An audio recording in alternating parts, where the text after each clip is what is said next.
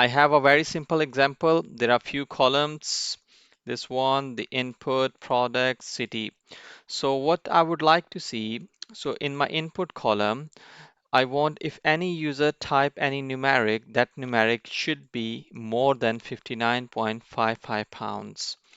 So I need to set some decimal validation here. So how can I do this? So I will select all those cells and then go to Data tab, and then there is a data validation. Click this one, a window will pop up. The first one from here, allow, is select decimal, and then what's the data? So I will select greater than, because my criteria is the numeric should be greater than this numeric. And what's the minimum? What's the baseline? Is that this number? F4 to fix it. Enter. Press OK.